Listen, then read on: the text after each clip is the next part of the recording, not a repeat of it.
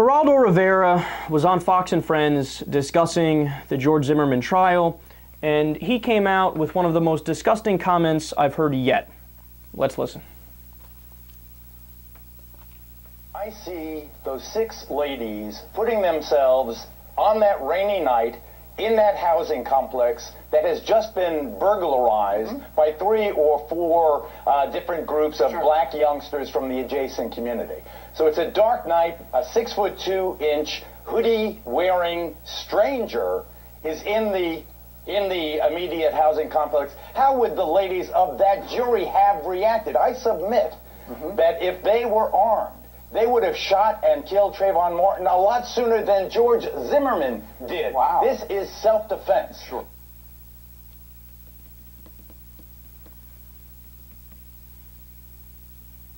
That's one of the dumbest things I've ever heard.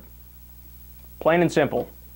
So you're going to pretend to know what 6 women who you don't know would do in that scenario. Well, okay, you want to play that game? I'll play that game too. Here's what I think they would have done. Nothing. I think they would have saw a human being walking around and went, oh, okay, and then just kept on going. Maybe taking a peek, a glance, saw him there, and then just went about their business. Maybe not even have seen him at all. But look at the assumptions in what Geraldo is saying. That's the part about this that gets under my skin the most. The assumption is that, oh, well, there were other black people who were robbing there. So any black person who was walking on the street minding their business, well, obviously they're a prime suspect for robbing people. If that's not racism, I don't know what is. Because Geraldo's telling you, if it was a white person, I wouldn't think that. But do you realize you're not basing it on anything but the color of his skin? He's a guy minding his business, taking a walk on the street. And at the end, he makes this ridiculous leap of logic to, well, it's obviously self-defense. How? Self-defense from what?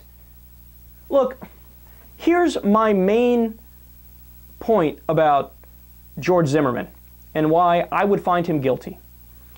Because he was told to stand down, putting aside his history of, at the very least, questionably racial comments, right? At the very least. But putting all that aside, he was told by the police officers to stand down, don't pursue. And he did it anyway. So what I get from that is he was so thirsty to stop Trayvon and make this into an issue, right? And Trayvon minding his business walking home, that it's reasonable to assume if anybody's doing self-defense, it's Trayvon from being stalked by a guy who even the police said, stand down, what are you doing? Don't follow him. It's got nothing to do with you, right? No.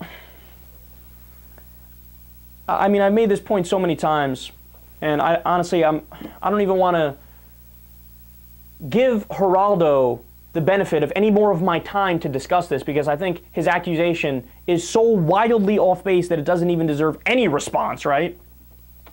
But what this trial has showed me is that racism is even worse than I thought it was. The racism that exists in the United States, it's not just the pay gap of black people making 83 cents to the white person's dollar. It's not just the studies that say if there's a traditional black name and a traditional white name with the same work history, the white name always gets picked and the black name gets almost no hits, right? It's worse than all of that. It's these inherent assumptions that it's like, oh, he's a black teenager? Well, I guess he had it coming and he probably should have been killed.